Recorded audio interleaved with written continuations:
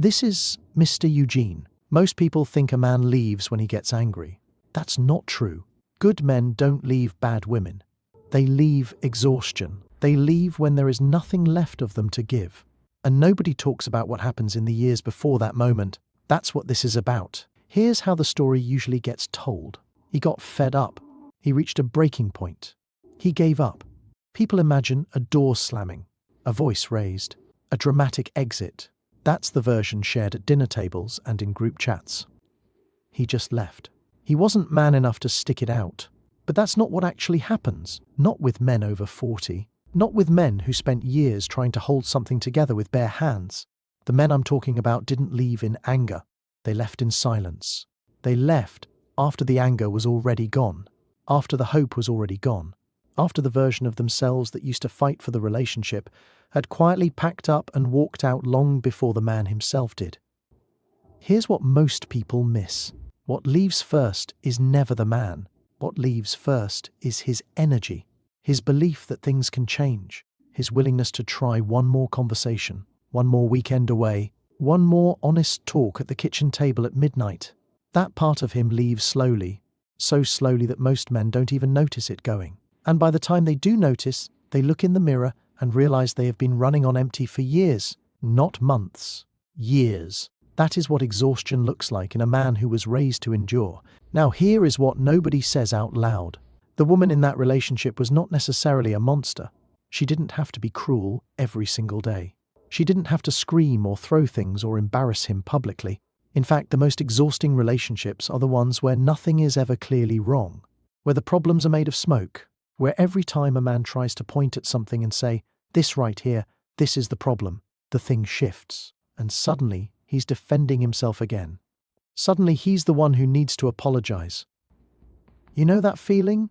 Sitting in your truck in the driveway at 9 o'clock on a Tuesday night, not checking your phone, not listening to music, just sitting there, not wanting to go inside your own house. That's not abuse in the way most people define it, but it is a weight, and it accumulates. It accumulates specifically in men who are conscientious, men who take their commitments seriously, men who were taught that a real man handles his responsibilities and doesn't quit. Those are the exact men this weight is heaviest on. They carry it longer than anyone else. They convince themselves it's normal. They tell themselves every relationship is hard. They watch other men complain about their wives and think, "At least I'm not that guy." And all the while, the weight keeps adding up. Let me describe what the accumulation looks like in real time, because most men going through it can't see it from the inside. It starts small. You stop bringing up certain topics because you already know how the conversation ends. You learn her moods the way a sailor learns weather. You walk through the front door before you even say hello. You're scanning the room, reading the temperature, adjusting yourself before she even looks at you. And you do this so automatically, so efficiently, that you don't even register it as a behavior. You just call it knowing her. Then the adjustments get bigger. You stop making plans with friends as easily as you used to, because cancelling is less complicated than explaining. You start measuring your words before you speak them, not because you're afraid of her exactly, but because the cost of saying the wrong thing at the wrong moment is a withdrawal from an account that doesn't refill the way it used to. You still love her. But loving her now requires a kind of navigation that loving her didn't require in the beginning. And some part of you remembers the beginning. Some part of you keeps comparing the two and coming up short. Here's the strange part. The silence that follows isn't hers. It's yours. The conversations you used to have about the future, about dreams, about the things that excited you, those conversations stop happening. Not because she refuses, but because you stopped starting them. You stopped sharing your ideas. Somewhere along the way you learned that your enthusiasm was an invitation for criticism, that your plans were a setup for a debate you didn't want to have, so you kept them to yourself. You're sitting at dinner. She's on her phone. You have something on your mind, something you're actually excited about, and you decide, not tonight. Not tonight becomes a habit. The habit becomes a wall. And behind that wall, quietly, a man starts disappearing inside his own life. Here is the truth that sits at the center of all of this. A man can love a woman completely and still be destroyed by the relationship. Love is not protection. Love does not prevent erosion. In fact, Love is often the exact reason a good man stays long past the point where he should have left. Because leaving would mean admitting that love wasn't enough. And for men who were raised to believe that commitment and hard work can solve anything, that admission feels like personal failure. So he stays. And he gives more. And when giving more doesn't work, he gives differently. He reads the books she leaves on the counter. He goes to the sessions. He does the work. Genuinely does the work. Because he is the kind of man who takes responsibility seriously. And none of it moves the needle.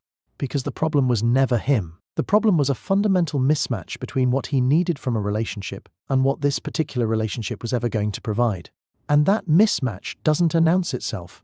It reveals itself in the small moments. The birthday he planned everything for. Dinner reservation.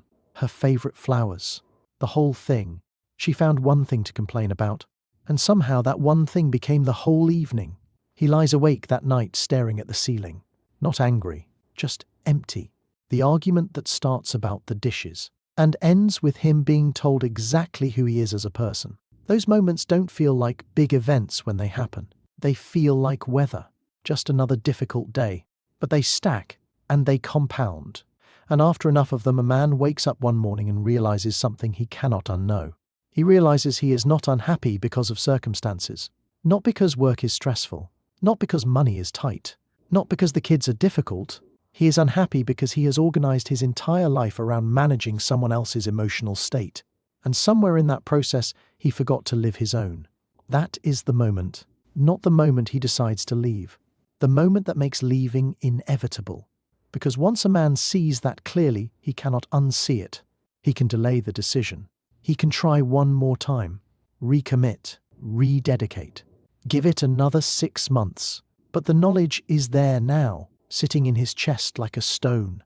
And every morning he doesn't act on it, the stone gets a little heavier. Now I want to talk about something that doesn't get discussed enough, the guilt. When a good man finally leaves, the guilt is enormous. Not because he did something wrong, but because he is a man who holds himself to a standard. He made a promise. He believes in honoring promises. And now here he is, leaving. Every voice from his past and present lining up to tell him what that says about his character. She may tell him he's selfish. And because he has spent years being told his needs are secondary, part of him believes it. His kids, if there are kids, will look at him with eyes that ask questions he doesn't know how to answer yet. His friends who don't know the full story will fill in the gaps with the simplest narrative available. He gave up. And he will carry all of that. But here is what I need men over 40 to understand with complete clarity. Leaving a relationship that was slowly erasing you is not selfishness. It is survival. It is not giving up. It is the final act of a man who gave everything he had for as long as he possibly could, and then made the only honest decision left available to him. The most loyal thing a man can do, for himself, for his children, and in the long run, even for the woman he's leaving, is to stop pretending. Stop performing a contentment he doesn't feel. Stop modeling a relationship that teaches children that this hollowness is simply what love looks like when it grows up. Children raised in a home where one parent has been emotionally evacuated don't grow up thinking everything is fine. They grow up thinking emptiness is normal. That tension is the baseline. That the silence between two people who used to talk is just what happens when you get older. And they carry that into their own relationships. A man who leaves with honesty and dignity, who stays present for his children, who builds a life that actually reflects who he is, that man is not a failure. That man is the first person in that cycle to finally tell the truth. Now let me talk about what comes after, because this is where the story usually gets left unfinished. Men who leave exhausting relationships don't always immediately feel free. In fact, the first period after leaving is often disorienting. They have spent so long organizing themselves around another person's needs that they have forgotten what it feels like to simply exist without managing anything. The silence of a quiet apartment feels strange. The absence of conflict feels suspicious. An evening with no mood to read, no emotional temperature to measure, feels almost uncomfortable.